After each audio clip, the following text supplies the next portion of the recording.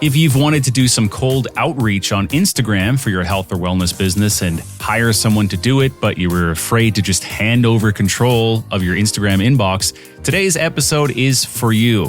Now, as we know, podcasting is a great tool for lead generation, but most of us are using multiple methods of reaching new potential customers and growing our businesses, or at the very least, nurturing the relationships that we form. So when today's guest mentioned her experience with Instagram cold outreach, it was definitely a subject that I wanted to learn more about. Coach Diana Leigh has been in business for about 5 years, starting as a nutrition coach using her anti-macro method and eventually gaining the qualification to provide hormone and gut health coaching as well. Diana helps women build strength, resilience, and lasting health without the extremes of diet culture. She launched the Anti-Macro podcast to help generate leads and serve as a resource for her clients. And today we talk about some of the lessons Diana learned from her early days of trying Instagram cold outreach, the importance of developing relationships and giving value, why she mostly likes one-on-one coaching, and her low-pressure way of getting great testimonials from clients that really help with getting new clients. I'm Joel Oliver, and this is Profits Through Podcasting. Diana, welcome in. Thank you for having me. Let's begin with your actual business. You Coach Diana Leigh. When and why did you start that business? Sure. So I started my business in 2019, late 2019, right? So on the cusp of the COVID epidemic. But I had gotten into it because I really had found a passion for nutrition and nutrition coaching. I had essentially taken myself on as my first client once I got certified. I healed my whole relationship with food and my body, and I relearned what I needed to take myself away from dieting and diet culture and move more towards a very nourishment approach to my nutrition. And I felt really, really passionate about helping other people because I knew there are so many other people who are making mistakes with dieting. And things really took off for me once COVID hit because a lot of people were home, they had expendable income, and they decided to invest in their health. So that's when things really pushed off. And I've now been in business, so that's about 5 or so years, but things have really shifted for me, I would say. I definitely started a lot more as an intuitive eating coach. I took on this anti-macro approach within the first few years of my business, kind of branded myself as the quote unquote anti-macro coach because a lot of my messaging was around macro tracking is not great for everybody.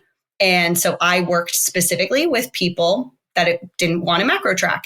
I primarily used either the hand portion method or food journaling and provided people an alternative for not having to weigh, measure, and track their food. And I primarily took that approach because that's what worked for me. I tracked macros for years. It was very toxic for me. It's usually what led to restrict and binge tendencies. So I knew that it wasn't the right fit for everybody.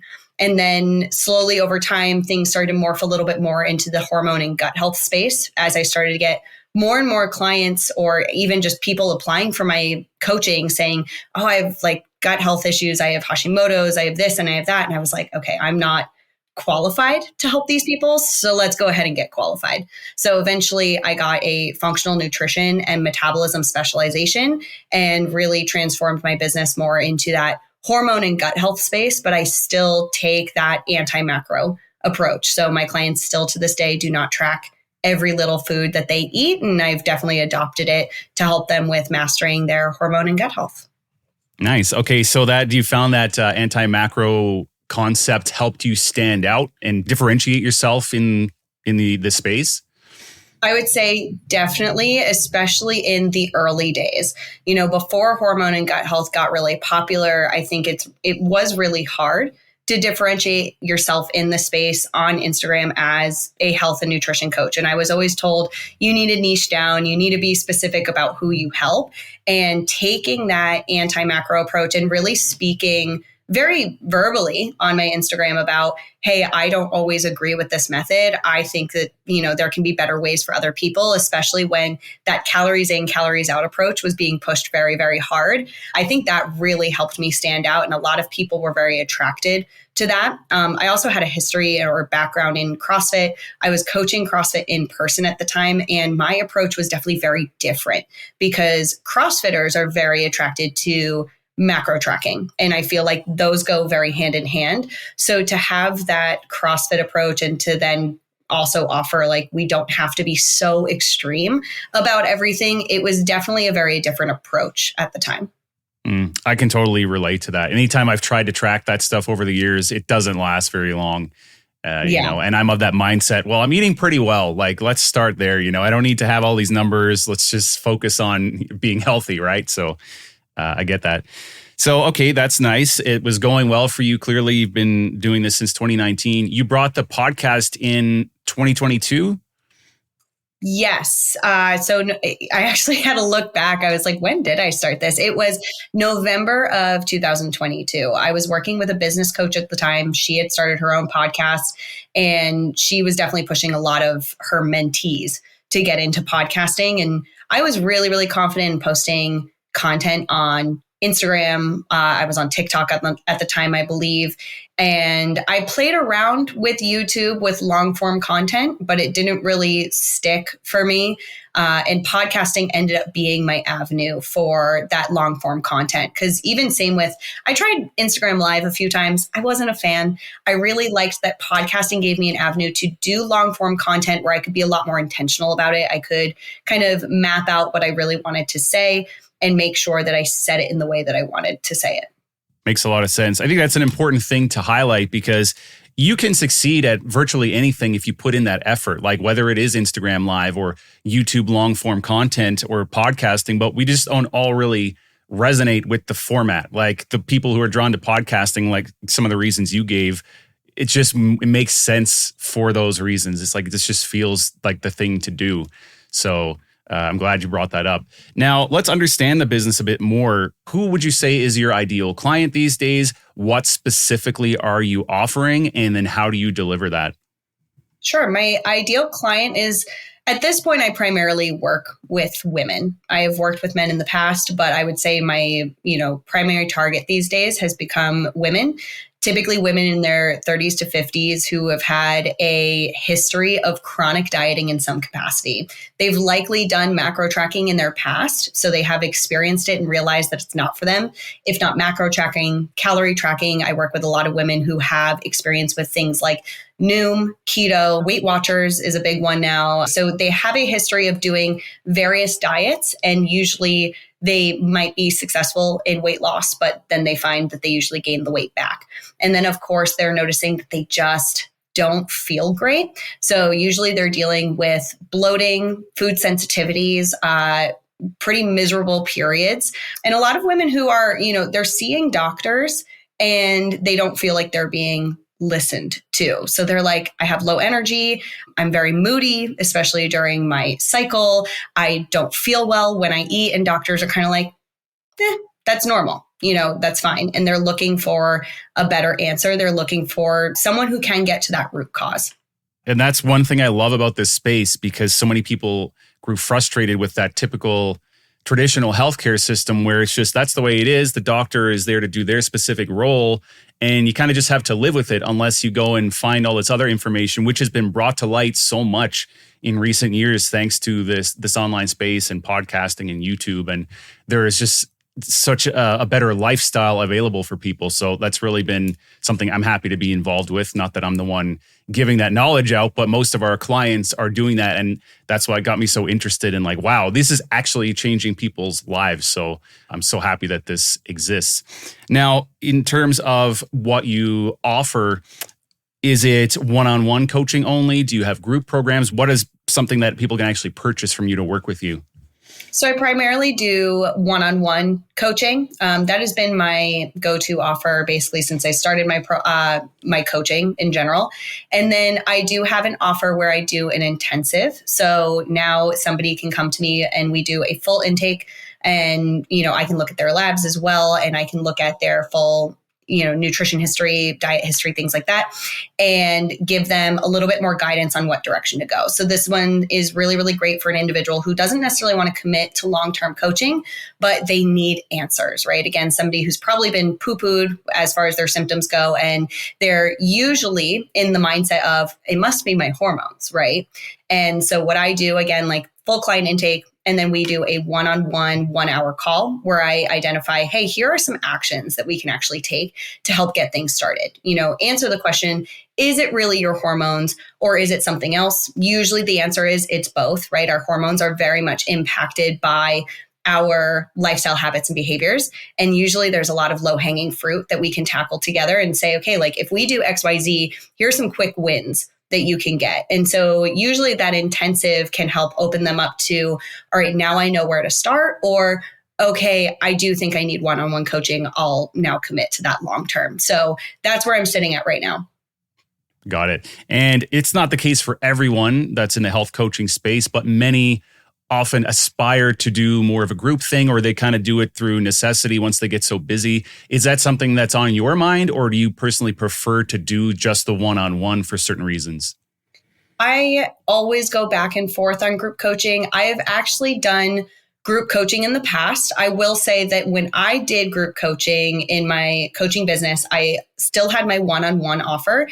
And I don't think I did it well, in a sense where my group coaching offer ended up cannibalizing my one-on-one. So this was back when I was doing a little bit more of that intuitive eating, anti-macro space. And so what I taught in my group coaching was basically what I taught in one-on-one. So it was great to be able to offer that to people in that group space, but it wasn't beneficial from a business perspective. So then that led me to always think, okay, if I'm going to launch group coaching, it needs to be different from my one-on-one. Right. So it needs to offer something else and it can't just be the same thing.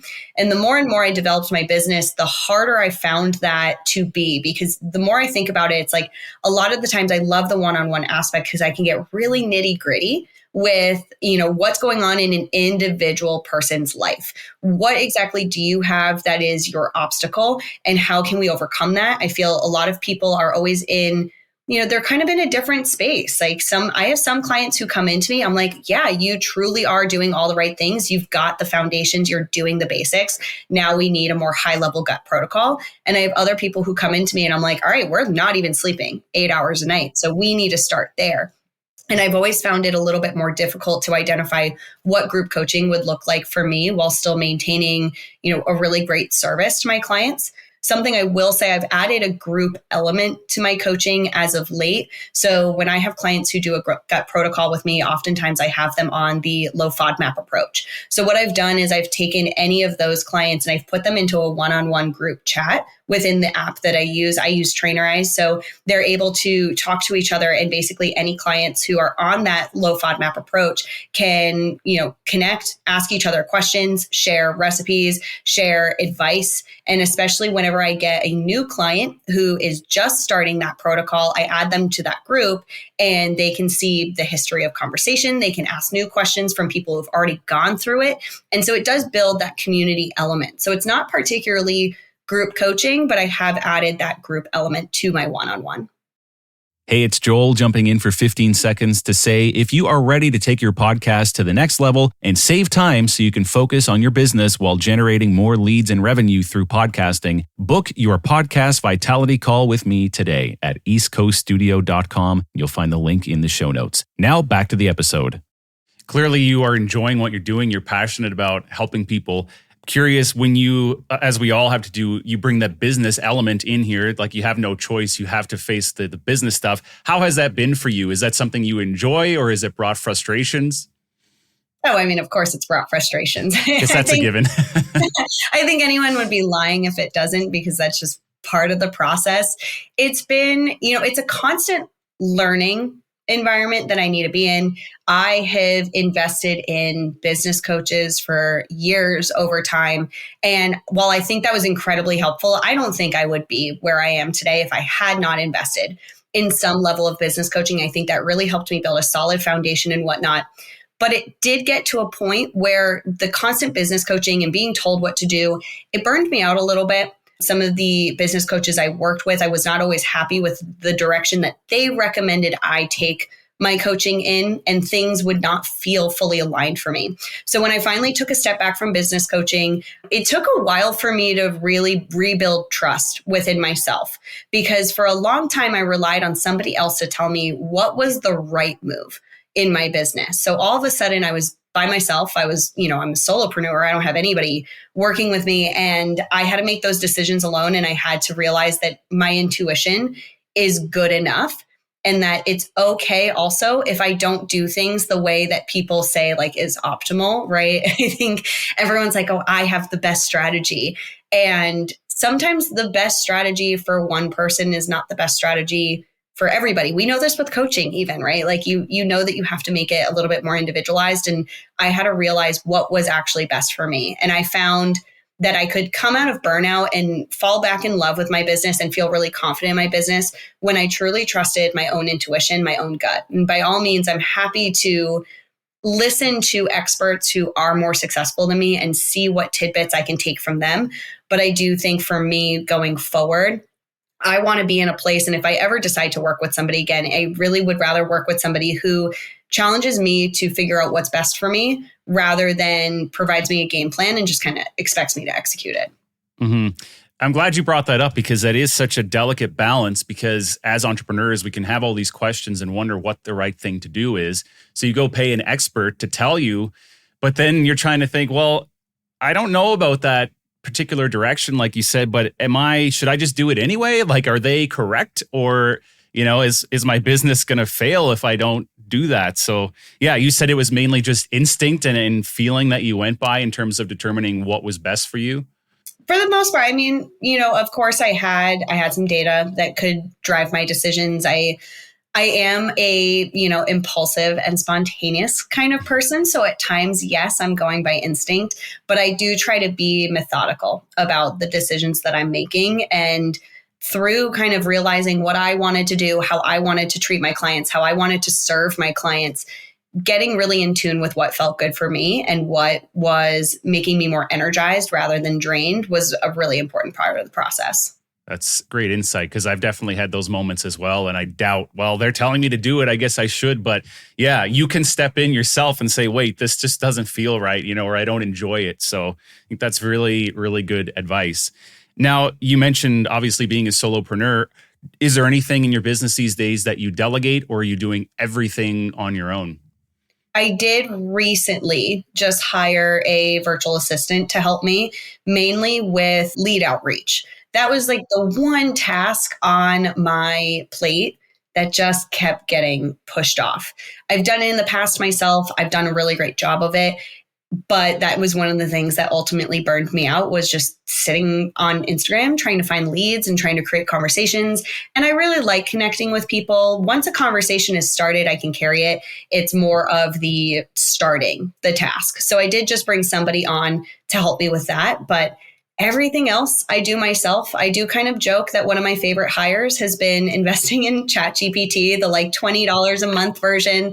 I found it was really, really helpful for bouncing ideas off of. So if I'm in a place where, especially when I was learning to trust my own intuition again, I would kind of bounce ideas through ChatGPT, and it's very conversational. It kind of talks you through some things, and it gives you pros and cons, and it asks you questions to weigh. And I found that really helpful and cathartic in making decisions for myself. And then, of course, there's a lot of efficiencies that I've found with ChatGPT. So I can take a lot of my content and repurpose it in multiple ways. Like, I am very active on Instagram. So I'm usually posting about 5 to 6 days a week, which is a lot of content to be creating. I make videos from scratch. I don't just do trends, but I do a lot of long form content as well. Then I've got the podcast and whatnot, and I can take a lot of the content that I've created and spread it out over either more posts or emails or whatnot. And I have found that to be really helpful with ChatGPT to help me kind of expand my reach with that with little to no effort. It's so great for that. And yeah, just one of the first points you made about ChatGPT, it's almost like a business mastermind. Not that it can replace that sort of thing, but I know that's what I used to love about those, was going to a group of people, say in your space or like-minded entrepreneurs, and say, hey, I got this thing. What do you all think? And you get different opinions on it and some insights that you wouldn't have thought of yourself. Whereas you put that in ChatGPT, it can give you all those, I never really thought of that point, or that's a good, concern to bring up. So it's great for that. But I have a couple other questions. There was a lot of stuff there.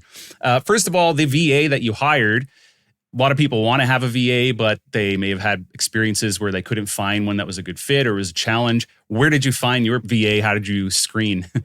Yeah. So I can also relate to, I have actually hired people in the past and not had great hires with it. So I've hired people to help me with DM outreach before.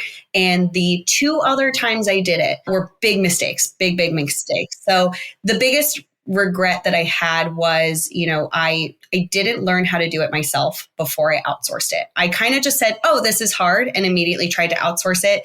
Had the mindset of, well, if somebody else is an expert and they can do it, then they'll do just fine. So as a result, I didn't know what I was looking for and ended up with 2 not great hires that I ultimately wasn't happy with. I also had a VA at one point, and I think at that point in my business, I don't think I was a great leader at that time. I think in a lot of ways, I had somebody who was helping me, which was great, but I think I probably could have been better at guiding and directing what I wanted. And I think that was where things kind of fell apart a little bit. And so fast forward to now, I've been solopreneuring it probably for a good 2 years since my last, VA hire. And so when I was going into this recent hire, I was nervous. I was like, I have already hired 2 people to be in my DMs before, and it has gone terribly. So what's going to make this time different? So this VA had actually found me. She did DM outreach to me. She started up wonderful, natural conversation, which I found very relatable. I felt like it, she wasn't salesy. She wasn't out of the gate cold open, like, hey, I can do work for you. And I appreciated that. And then when I spoke to her a little bit more and I asked her about her process of how she orchestrates her outreach, she did say that it was something she specialized in. I was like, all right, tell me what you do. And everything that she said was what I had learned. So again, because I had done it before, I knew what to look for. I knew that what she was telling me does work. And so that helped me feel a lot more confident in the hire. Again, it was more like, hey, you've been in my DMs. Clearly you did something right there. Enough for me to think about you a few months later and go, let me see if she's a good fit. And then I brought her on board. And so, she's been working with me now. We're in our 2nd month. And I also understand with DM outreach, what's really hard about investing in something like that is you do not get return in your first month. And you have to be okay with that. It is something that takes time to build up. And I am also fully aware of that. So I know what to look for. I know what I want to see in my DMs. So far, I haven't opened anything up and been like, oh my God, which is good because that's happened in the past. And I've done some damage control, but I know that it'll take time to build up and see results from it. So we'll see how it goes. Okay, interesting. That the VA actually reached out to you in the same method, that you wanted help with. Yeah, it's a big thing opening up your Instagram inbox to just, someone you don't really know that well and say, have at it. And I love the point you made as well about doing it yourself first. It's kind of something we're forced into as entrepreneurs. You don't want to have someone just do something you don't understand. I want to at least know how it works and what's going to be going on. You don't need to be an expert at it.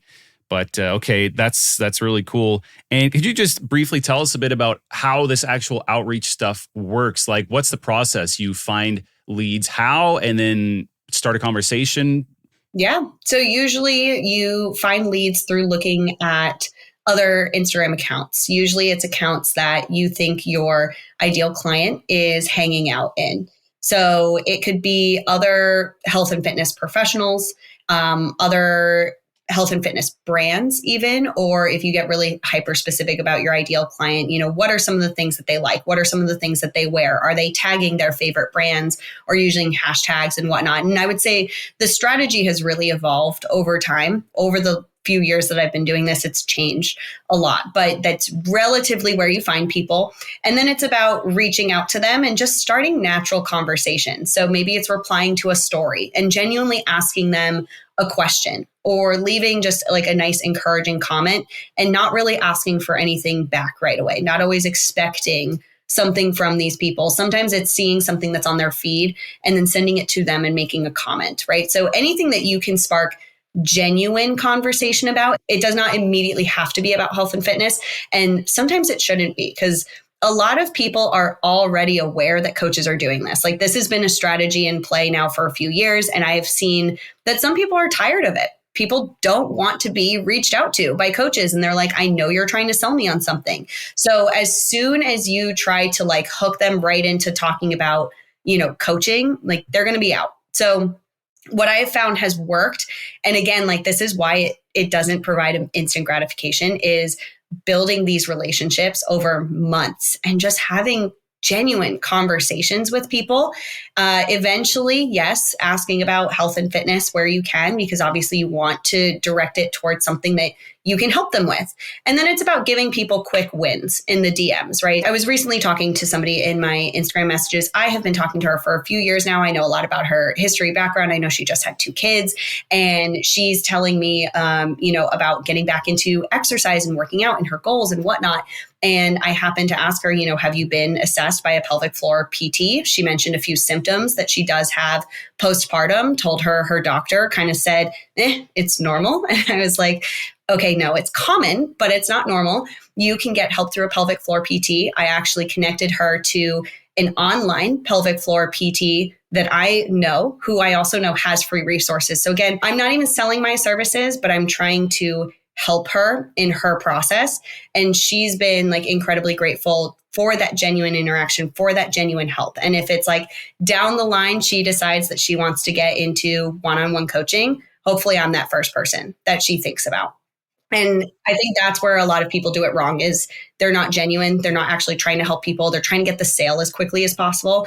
And I have found that some of my best clients have come from genuine connection and really actually, building some friendships. Even I have made friends with people on Instagram that ultimately they come out to San Diego where I am and they hit me up and they're like, hey, do you want to meet up for lunch? And I'm like, yeah, let's do it. Great. And you're right. These days people are on to this sales stuff. It's all about relationships. There's no shortcut. My final question regarding the Instagram. So how does that work where you have this VA, say, reaching out to people? Do you then take over the conversation, or how does that play in? Because I'm always curious, if I do something like this, who's involved in the chat? Like, are they having conversations on my behalf and then I don't even know the person, or how does that work? It is up to you on how you want that to be done. I personally do want to be involved because, again, I do feel like I'm good at creating connection with people. I want to make sure that any advice that is actually health and fitness related is coming from me. It's something that I would actually say. I'm the one who holds the expertise. My VA does not. So I want to make sure that, I'm the one who's helping people in my DMs, and I have no problem hopping in my DMs, answering messages, talking to people. That's fine. So what she's primarily doing is the initial outreach, getting conversations flowing, and ultimately getting that person to talk to me about health and fitness. And then when they start talking to me about health and fitness, they turn around and hand those conversations off to me. Even so, right now, my VA and I have a process where I am active in my conversations. So if she's currently talking to somebody, I don't mind hopping in and answering that. I'll answer a message. I've got a few people, one of my connection pieces is books. I really love books. I love reading. And so I've got a few people that I'm talking to about books. So I'll hop in and be like, oh, what are you reading? Here's what I'm reading, and I'll talk about it. And then she'll take over in that conversation. And we'll just read back what we have said in the previous conversations to catch ourselves up. So I do think, my personal opinion is I want to be involved. I want to be the one who's building that connection with the person, and I want to be the one that's ultimately helping them in the end. I know that there are some people who, kind of pass it off entirely, and they don't hand off those conversations until they book a sales call. And at which point they hand over information, be like, hey, here's what I've gathered on the person. So it really depends on what kind of structure you want. Okay, good to know. Because that's something I've been concerned about, is if I do this, I want to build a relationship. I don't want to have some fake relationship where someone thinks they know me and they haven't even been speaking to me. So, okay, exactly. That's great. So as we're getting towards the end here, a couple more things I want to touch on. I notice you mentioned free resources already, and I notice you've got a great free resources section on your website. Now, not everybody frames it in that way, and I really like the idea of doing it this way, because people who are just kind of, getting their feet wet, they can just see what is on your website, what's available. So you've got like a 30-minute consult, you've got a newsletter, a meal planning guide, some free courses. Out of all those, is there any specific one that you find is performing better than another? I would say my meal planning and prepping guide has been my most popular one. I mean, I've had that one around for years, and it's never gone out of style. There are so many people who need help with mastering their meal planning and prepping. So it has stayed relevant throughout, which I think has been extremely helpful. So I think that one has performed the best. And now, combined with, once you get on my newsletter, everyone gets access to my Meal Prep Monday newsletter. So every single Monday, what I do is I take the exact meals that I make for myself every week and I pop them in a newsletter. I share recipes. I share any adjustments that I may have made to the recipe, because sometimes I go off track. Sometimes if the recipe is for a protein, let's say, I will talk about what I paired that protein with. And also for my gut health clients, I provide a low FODMAP version. So the adjustments that I would make to the recipe to be gut friendly. And that has been the most popular. It's getting the most opens on my emails because it's something that people use. I even have people, there was one time I missed an email and I had emails coming to me being like, where is it? Did I miss it? What am I going to eat? Like, people actually look for it because it's that resource that has actually been helpful to people. Mm-hmm. Okay, great. Now, you're obviously collecting emails when you give out those resources, but something I saw on your website I found interesting, I have not seen before, is on one of the pop-ups, you asked for their Instagram handle as well. Now, is that so you can match it to a conversation you might have had with them before, or what do you do with that? Usually the goal is if they do provide me their Instagram handle, then I reach out and I DM them and I say, hey, I saw that you downloaded my resource. I'd love to know what you thought about it, or what did you actually take away from it? Was it helpful, right? And it's it's just a really great way to start conversations with people. Sometimes people are getting these free resources through my DMs, through my Instagram. So I already know, and then I can follow up with them and be like, hey, what'd you think? But if they're coming through my website, I have no idea, right? Like, they're coming through that. And so that's my way to be able to create another connection piece beyond email. I like that. And you're not automating it, you just do it manually?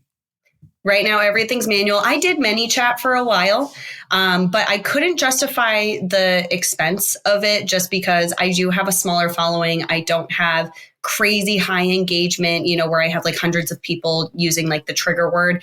And something that bothered me personally is, so you've got these trigger words that create these automations. And then if somebody happens to write a really genuine comment on your post and happens to use a trigger word, then it directs that automation. And I was like, this is kind of giving me the ick, because you can kind of tell that there is an automation behind this, that it's not always a real person. And I like that authenticity. So I eventually got rid of ManyChat. I still use the trigger words in my captions. I'll be like, comment meal prep if you want my meal prep guide, just because it makes things easy for people to opt in. I'm not sure if people are really always listening to like link in bio. I feel like that feels so old. So I use it, but now if somebody comments it, like I'm the one who's actually going there to your comment. I'm like, hey, I'll send it to your DMs, and I actually send a message to them in their DMs. I share that concern as well, because I've seen examples of this where, say, someone will leave a negative comment, but just happen to have that trigger word in there. And then the account holder responds, oh, cool, man, check your DMs. Yeah. And I think, well, that guy has 30,000 followers and he has a good business. So maybe I'm wrong and you should just like let your morals go and use it. But I just can't. I don't want to. And I'm with you. I'm not at that size where I need to. So we'll just handle it for now, and I'll sleep well at night knowing that I don't look like a moron, in my comments. Yeah, exactly. So, okay. Well, as we wrap up here, this has been so insightful, but I just want to get a quick insight to your podcast, because I saw you're doing a mix, I think, of solo and interview episodes, but some of the interviews are actually with clients of yours, which is a really cool idea. How do you approach the clients with this invite to come on and share their story? So something that business coaches in the past always said was, hey, instead of a written testimonial, you should get your clients to record a video of themselves. And I was like, no one's going to do that. Like, if you're not already comfortable with talking on video, usually the follow through is just so low on asking a client for that. And so I had this podcast platform, and I was like, all right, let me see if I can get a client on a podcast. And if they want to talk about their experience, and I can actually promote more of that conversation, they already have that relationship with me. And really, it is very conversational. And so I started doing that. And then recently I just redid my testimonial form. So I'm still collecting written text because I just feel like people actually do written testimonials. But right at the end, I ask, would you be okay with sharing your story on my podcast? And it says, you can check a box, yes, or I'm podcast shy. And that has now kickstarted a few others where I'm getting them on my podcast. And I mean, I've had clients who are like, no, that's not something I want to do. And I'm like, cool, I respect that. That's fine. But I've had clients who are they're so enthusiastic about the results that they've gotten, and they're really excited to talk about them. And doing it in podcast format, it really takes away a lot of the pressure from them on executing that. And it's the best kind of testimonial that you can get from your clients, right? Like usually my interviews are like an hour long, and they can talk about different experiences in my coaching and share what has been helpful to them, what ultimately got them off the fence to eventually hire me. Because I think there's a lot of fear with financial investment and, connecting with a coach, and is the process actually going to work? And especially now that I've got gut health clients who are doing elimination diets, which I'm going to be straightforward. Like elimination diets are tough. They're mentally challenging. But when you hear somebody say, I went through this process and it was so worth it because I feel so much better, and here's what helped me get through it, it sounds so much more real than just me saying it, right? Like, of course, if I say it as the expert, it comes off sometimes a little bit more, of course I'm going to say it. Of course I'm going to say it works. But if you hear it from my client, that's a whole different ballgame. Yeah, those testimonials are very powerful. I like the way you're asking on that form because it kind of takes the pressure off of you asking as well. And then at the end of the day, you record the video, you get a video testimonial anyway that you can use. So that's great. You've got a great business. Things are going well for you. What is a current either challenge or just a big priority of yours now moving forward for the rest of 2025? Current challenge would be managing entrepreneurial burnout. So I definitely go through phases of like really, really high productivity, especially being that solopreneur. Like a lot of things are weighing on me to get done. And I put a lot of pressure on myself to get it all done. I have a lot of expectations for myself that can definitely lead to me overworking a little bit and burning out. And so that is something that I'm trying to master is how can I better manage my energy on a more long-term basis? So that way I feel like I am performing at this high level, that I am growing my business, but I'm also respecting myself and my own energy. And what does that really look like? Well, it's Coach Diana Leigh, CoachDianaLeigh.com, the Anti-Macro Podcast. This has been so insightful. I really appreciate your take, especially on the Instagram thing. That was great. So thank you for your time. Yeah, absolutely. Thank you for having me. Join us again next time on Profits Through Podcasting for more insights on how to turn your health-focused podcast into a lead and revenue generation machine for your business. Are you ready to let a team of professionals handle your entire podcast production workflow? East Coast Studio can help you elevate your podcast to the higher quality standards required for credibility in the health and wellness space. Plus, give you the guidance and support needed to podcast consistently, growing your impact and your sales. Visit eastcoaststudio.com to learn more.